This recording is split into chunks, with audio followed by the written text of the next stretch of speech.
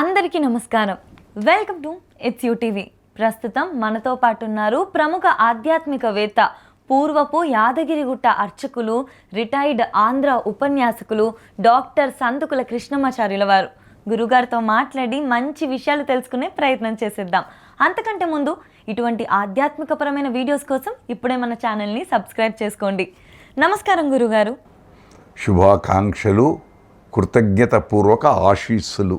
గురుగారు, మే 1వ తారీఖున మనకి వైశాఖ పౌర్ణమి వస్తుంది కదా, అసలు వైశాఖ పౌర్ణమి దీని అర్థం ఏంటి? పౌర్ణిమ అంటే వెలుతురు, చంద్రుని యొక్క నిండుదనం, అంతే కదా. చంద్రుని యొక్క నిండుదనం. నిండుదనం అంటే ఏంటి? పాడ్యమి నుండి పౌర్ణమి దాకా 16 కళలు. షోడశ కళా ప్రపూర్ణుడు చంద్రుడు, షోడశ గుణాలతో ప్రకాశించేవాడు రాముడు. అందుకే రామచంద్ర అంటాం. ఒకటి, పౌర్ణిమ నాడు చంద్రుని అనుగ్రహం ఉంటే ఏంటి? అన్నీ దొరుకుతాయి, అన్నీ లభిస్తాయి. చంద్రుడు ఎవరు? పాలకడల నుంచి పుట్టినాడు. ఎవరికి సోదరుడు? లక్ష్మికి సోదరుడు. లక్ష్మికి చంద్రుడు సోదరుడు. కనుక వేదం ఏం చెప్తుంది? శ్రియ పంచదశస్యంచ శ్రీకామ సతతం జపేత్. శ్రియ పంచదశస్యంచ 5, 10 కలిపితే 15. ఎవరైతే శ్రీ సూక్తంతో 15 మార్లు హోమం చేసి జపం చేస్తారో శ్రీకామ సతతం చెప్పేది. ఆ డబ్బు కావాలి, ధనం కావాలని కోరుకున్న వాళ్ళకు అన్నీ వస్తాయి. కనుక ఒక్క వైశాఖ పౌర్ణిమనే కాదు, వైశాఖ పౌర్ణిమ అని మీరు అడిగిన దాంట్లో గొప్పది. అక్షయ తృతీయతో కూడుకున్నది. వైశాఖ మాసం అనగానే సంపద, అమ్మవారి యొక్క వైభవం అని అందరికీ.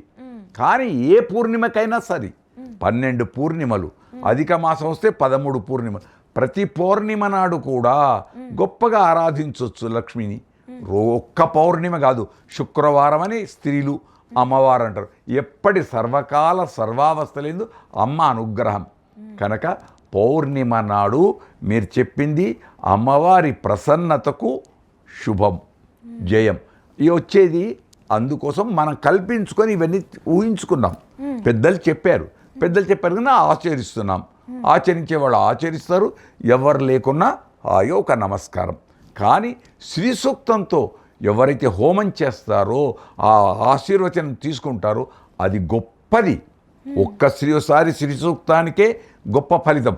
అలాంటిది 15, 16తో కూడుకొని, ఉత్త శ్రీ సూక్తమే కాదు, మారేడు ఫలాలతో, మారేడు పండ్లతో, వాటితో హోమం చేసే ఇంకా అమ్మవారు ఎంతది, చాలా గొప్పది. అందుచేత అమ్మను ఆరాధించుట సంపదలు సంపదలు అనగానే ఇక్కడ గొప్పది ఒకటి. అందరూ డబ్బే అనుకుంటారు. డబ్బు గబ్బు, నన్ను తిట్టొద్దు, డబ్బు గబ్బు చెడు అని నా ఉద్దేశం. అందరి ఉద్దేశం కాదు. డబ్బు లేకుంటే ఎవరు లేరు. ఈయనరా ప్రతిదానికి ధనం మూలం ఇదం జగత్ ఉండాల్సిందే. కానీ దాని మీదనే దృష్టి కాదు, భక్తి మీద దృష్టి.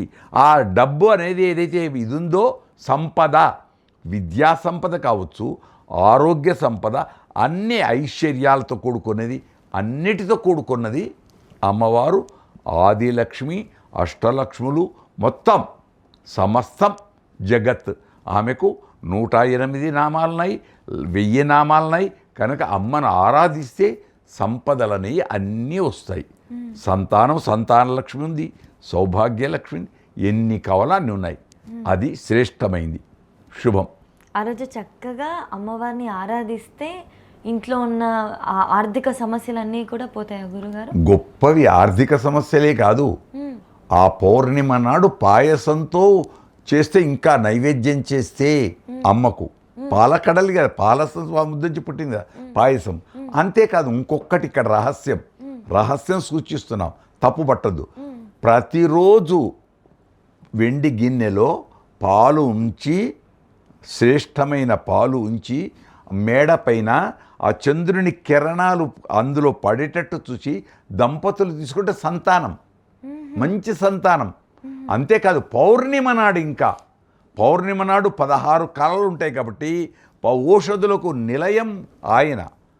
చంద్రుడికి ఔషధులను పుట్టించే గుణం ఉంది కనుక ఆ చంద్రకిరణాలు ఈ వెండి పాలల్లో ఉండి ఆ దంపతులు స్వీకరిస్తే మంచి సంతానం. ఆ సంతానం ఏంటి? సంతాన లక్ష్మి. అవును.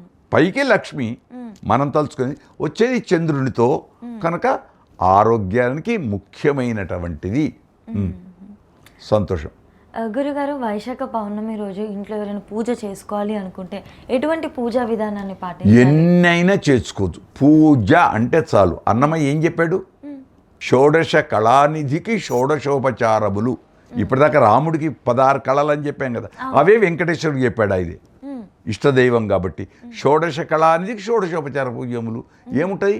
అర్ఘ్య, పాద్య, ఆచమనీయ, ధూప, దీప, వస్త్ర, నైవేద్య, ఇవన్నీ షోడశ ఆరాధనలు. ఆ ఆది లేదు, ఉన్నది చాలు. నమస్కారం, ప్రార్థన. మనస్సుంటే మార్గం ఎన్నో ఉంటాయి. ఏదీ లేదు, నువ్వు వండుకున్న అన్నం ఉంటుంది, నువ్వు తినబోయే అన్నం, ఆ ఎంగిలి కాకముందు మంచి చల్లార్చి దాని మీద 2 నేతి చుక్కలేసి ఒక పాల చుక్క వేసేసి ఇంత చక్కెర వేసి ఆ స్వామికి నైవేద్యం పెడితే చాలు. ఆయన ప్రేమనే చూస్తాడు తప్ప నువ్వు ఇది చూస్తా ఉండవి. డబ్బు బాగా ఉంది, 108 తామర పూలతో పూజించు, 1000 తామర పూలతో పూజించు, 1,00,000 తామర పూలతో పూజించు. ధనం ఉంది, తేనె కలుపు, తేనెతో కూడు చేయించు. ఎన్నెన్ని చేసినా అన్నీ దేవుడేమి తినడు, అమ్మవారు ఏమి తినదు. మళ్ళీ అవన్నీ ప్రసాదంగా మనకే, అవన్నీ ప్రసాదంగా మనకే. ఆయన చూపు పడుతుంది. దాన్ని ఏమంటారు? నివేదన. అంటే నైవేద్యం. నివేదన అంటే ఏంటి? మన మనస్సును ఆయనకు సమర్పించుట. మనస్సు అనే నైవేద్యాన్ని ఆయనకు సమర్పించుట, అంతే. ఉన్నవాళ్ళు ఉన్నట్టు, లేని వాళ్ళు నమస్కారంతో చాలు. తల్లికి ఏమిస్తాం? జన్మ ఇచ్చిన తల్లికి మనం ఎంత పెట్టినా తక్కువే, ఎన్ని ఇచ్చినా తక్కువే. కనీసం అమ్మా నీకు నీ పాదాభివందనం అనేవాళ్ళు ఎవరున్నారు? హాయ్ మమ్మీ, హాయ్ డాడీ అనే కాలం వచ్చింది ఇప్పుడు. కనుక ఎన్ని పూజలు చేసినా తప్పేమీ లేదు. కానీ లోభత్వం ఉండకూడదు. అది లోభత్వం ఉండకూడదు. ఉండి చేయకపోతే తప్పు, అన్నీ ఉండి చేయకపోతే తప్పు. ఏమీ లేక అప్పు చేసి మాత్రం ఏం చేయకూడదు, అది గొప్పది. అప్పు చేయకుండా మనసా వాచ కర్మణ ఉన్నదానితో భగవంతుడికి సమర్పించి నీ అనుగ్రహం నాకు అని నిండు మనసుతో పూజిస్తే చాలు. శుభాకాంక్ష. ఆ రోజు ఏమైనా ఉపవాసం లాంటివి చేయాలి? హాయిగా. ఉపవాసము అంటే ఏంటి అర్థం? లోకానికి ఏం తెలుసు? ఏమీ తినకుండా ఉపవాసము అని ఒకటి. ఏమీ తినకుండా హాయిగా ఉంటే అది ఉపవాసం అని. దాని అర్థం ఉపవసతీతి ఉపవాస, భగవంతుడికి సమీపంలో ఉండుట. నువ్వు ఎన్నడూ పోయి ఆయన తలుచుకున్నా తలుచుకోకపోయినా కనీసం ఆయనకు మనస్సును ఆయన దగ్గర ఉంచేస్తే అది ఉపవాసం. దీన్ని మన వాళ్ళది ఏం చేసిండ్రు? తినకుండా నిరాహారంగా ఉండమని ఎక్కడా చెప్పలే, కానీ ఉంటాం. దానికి ఒక మళ్ళీ తప్పు పట్టొద్దు నన్ను. శివరాత్రి ఒక పొద్దు, పల్లెలు ఒక్క పొద్దు అని అంటాం. మంచిది, చాలా గొప్పది. భగవంతుడి యొక్క ఆవిర్భావం మధ్యరాత్రి కనుక మంచిది, శ్రేయస్కరం అంతే. కానీ ఒక్క పొద్దుని ఉదయం నుండి తినకుండా ఉంటాను అనుకుంటాడు మనిషి తత్వం చెప్తున్నాను ఇక్కడ, తప్పు కాదు. పొద్దటికి దంతదావనం చేయడు, ముఖం గడుక్కోడు. ఎందుకు గడుక్కోడు? ముఖం కడుక్కుంటే నాకు ఛాయ్ తాగబుద్ధి అవుతుంది, పాలు తాగబుద్ధి అవుతుంది, అన్నం తినబుద్ధి అవుతుంది. అందుకోసం ఈరోజు నేను ముఖం కడగను. ఎప్పుడు కడుగుతా? సాయంత్రమే కడుగుతా. మళ్ళీ ఆ రోజు భక్తి ఉన్నట్ట నీ మనస్సంతా. ఆ రోజు మళ్ళీ నీకేంటి? నేను ఒక్క పొద్దున్నా ఇవాళ ఎవరు అడగకుండా చెప్తుంటారు. నేనేం తెలియదు. ఎవరు అడిగారు, ఎవరు చెప్పారు? ఇది మానవ తత్వం. కనుక నీవు ఒక పొద్దుండుట అంటే ఏంటి? వారానికి ఒక పూట నిరాహారంగా ఉంటే లోపల ఆరోగ్యం పెరుగుతుంది అని ప్రకృతి శాస్త్రం, ప్రకృతి వైద్యం. ప్రకృతి వైద్యంలో ఆహారము తక్కువ తిను, రోగాన్ని పెంచకు, ఉపవాసముండు, అది కనుక ఉపవసతి భగవంతుడికి సమీపంలో ఉండుట, ఆయనను ధ్యానం చేయుట. కనుక మంచి ప్రశ్న. శివరాత్రి కానీ ఏకాదశి కానీ ఎన్నడైనా ఉపవాసాలు అనేది లేదు. అందుకే దేవాలయాల్లో ప్రాబోధకి అంటారు. ప్రాబోధకి అంటే పొద్దుటి పూట టిఫిన్ లాగా ఉపహారం. పెద్దలు ఏమంటారు తెలుసా? సుప్రభాతం వెంకటేశ్వరుడి దగ్గర చేయాలట, చాలా వైభవం. ఆయన లేపేటప్పుడు, దేవుణ్ణి చూసేటప్పుడు లేపేటప్పుడు తిరుమలలో ఉండాలి. లేచిన తర్వాత ఏం చేస్తాం? ఉపహారానికి కాంచీపురంలో ఉండాలి. కాంచీపురంలో ఉదయం నైవేద్యం చాలా రుచిగా ఉంటుంది, చాలా రుచి. కాంచీపురంలో ఉపహారం. మధ్యాహ్నం లంచ్, మధ్యాహ్న భోజనం పూరి జగన్నాథ్, ఛప్పన్ భోజన్, అన్ని భోజనాలు, విందు వినోదాలు అన్నీ పూరి జగన్నాథ్. సాయంత్రం పడక నిద్ర శ్రీరంగ రంగ రంగ నాయన్న కావేటి రంగరంగ. ఆ శ్రీరంగనాథుడిని అంటే ఎప్పుడు ఇక్కడైనా అక్కడైనా ఎక్కడైనా అంతే. కానీ పెద్దలు చెప్తారు, మనం అలా చూద్దాం, దైవాన్ని ఆరాధిద్దాం. మనస్సులో ఉన్న లోపల ఉండే దైవానికి ఉపవాసం అది ఉన్నది కదా అని బాగా తిని అజీతితో ఉండకూడదు. మితం ఉంటే అన్నిటికీ శ్రేయస్కరం, సంతోషం. మంచి ప్రశ్న. ఆ రోజు ఏమైనా నియమాలు పాటించాలా గురుగారు? బోలెడన్ని నియమాలు, వందలు వేల నియమాలు. పాటించకపోతే ఏమవుతుంది? మీరు పాటించాలా అంటున్నారు. పాటించకపోతే ఏమవుతుంది? తింటే నిద్ర వస్తుంది, పెరుగుతో తింటే ఇంకా ఎక్కువ నిద్ర వస్తుంది. అందుకే మన పెద్దలు ఏం చేశారు? ఇవన్నీ కల్పించారు.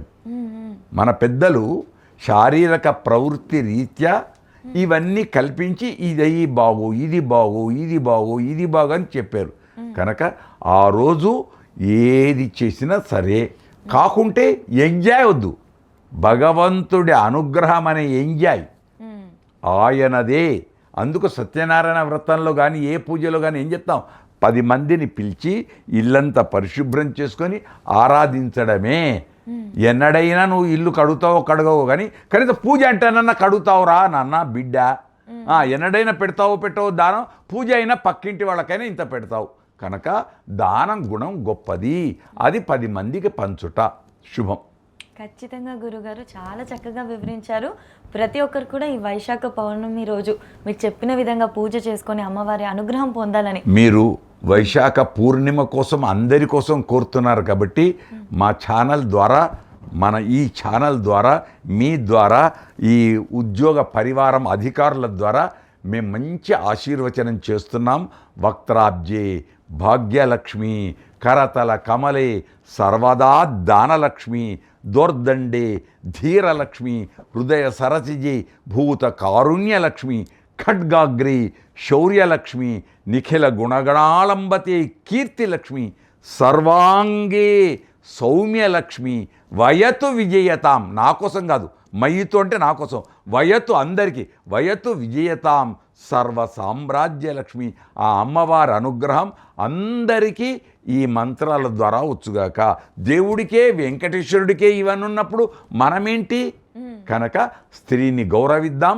అమ్మ అంటే ఎవరు? అమ్మవారు అంటే ఆడపడుచు. ఆడపడుచులను గౌరవిద్దాం, వాళ్ళకు తగిన ప్రాధాన్యత ఇద్దాం, ఆరాధిద్దాం. శుభం.